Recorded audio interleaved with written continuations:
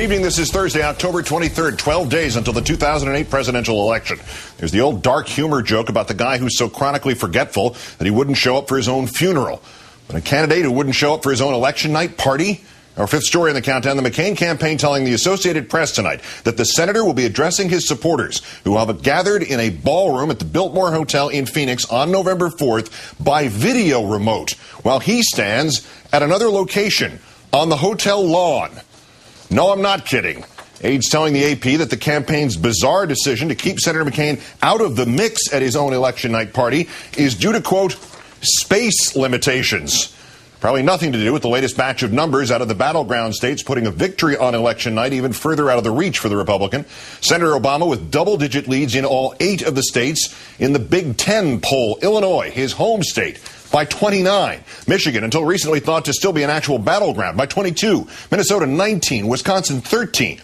Iowa, the state that gave the senator his first victory back in January, another 13-point lead. Ohio at 12. Pennsylvania at 11. And Indiana, red state Indiana, by 10. Meantime, in the Quinnipiac University poll today, Obama by 14 in Ohio, by 13 in Pennsylvania, by 5 in Florida.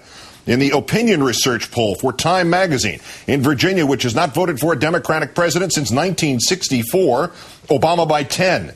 Nevada, 5. North Carolina, another southern state that has not voted for a Democrat since Jimmy Carter in 1976, Obama by 4. Ohio also 4, much more conservative in polling numbers than the other 2 polls. And in West Virginia, Senator McCain still leading by 9.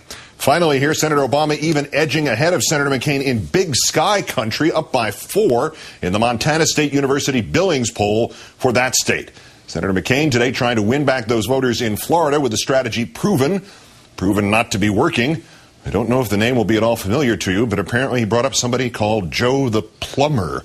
The senator beginning the day with a roundtable of first-name the occupationers in Daytona Beach, including Tom the contractor, Tim the sports pub owner, Patricia the kitchen supplies purveyor, and Richard the florist. The senator then making a stop at the office of Gary the periodontist before making an appeal to all Florida names at a rally in Ormond Beach as John the fighter.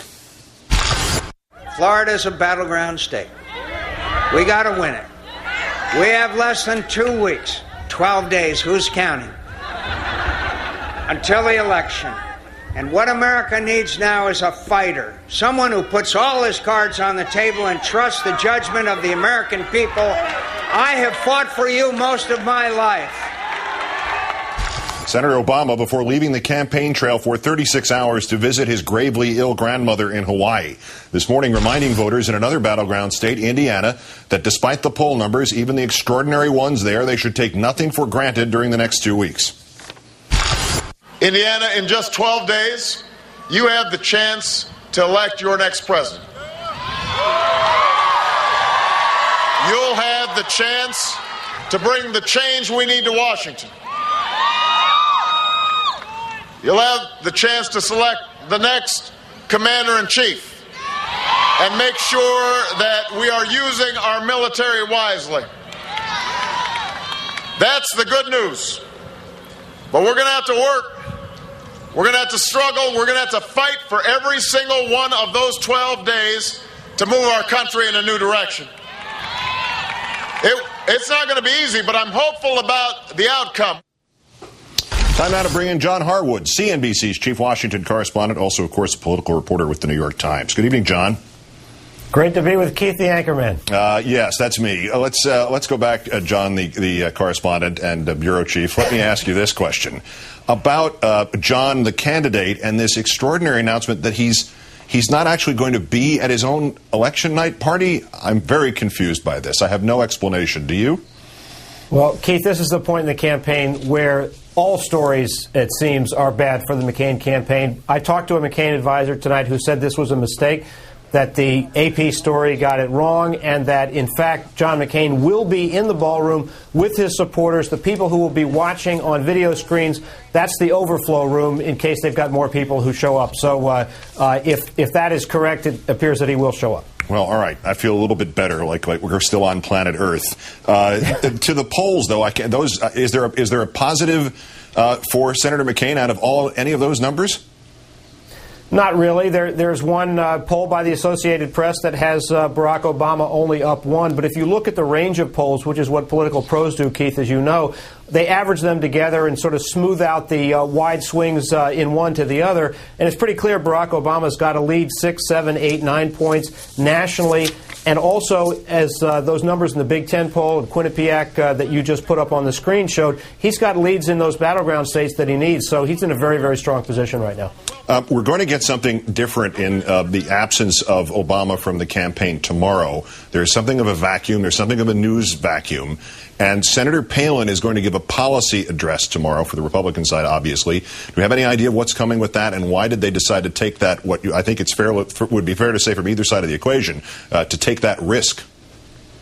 Well, I think what they're going to do is have her speak on special needs kids tomorrow. They want to present her in a sympathetic light. It's something that she is going to say is a special portfolio that she's going to carry as part of the McCain administration if they win. And I think that's why they put her out. They're going to do another one next week, possibly on energy, which is another issue on which she claims a special cachet. So I think that's the reason why they want to do something different. Sarah Palin's trying to push back a little bit from some of the control that she's been under, get out there a little bit more. They got to try something different because what they've tried so far, Keith, isn't working, as you can see. And on the other hand, we have had now for 8 days pretty much the same thing all the way through, and this pronouncement that for John McCain anyway, we might as well identify him with the graphic. Instead of saying John McCain, Republican Arizona, we might as well say Joe the plumber. We might as well call him that.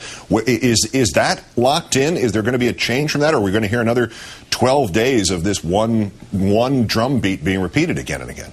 Well, I think you're going to hear an awful lot of that, especially on the tax issue, and they're going to try to drive that, both addressing public unhappiness with spending levels, but also trying to make that tax issue stick. It has not been sticking so far, and that's a huge problem for them. And, of course, this controversy over whether the $150,000 spent on Palin's clothes has not helped them make that case, although it's not clear how much that's broken through to the public beyond people like inside the political community and in networks like this one. Yeah, they were very lucky David Letterman was on vacation this week. It didn't break through that way.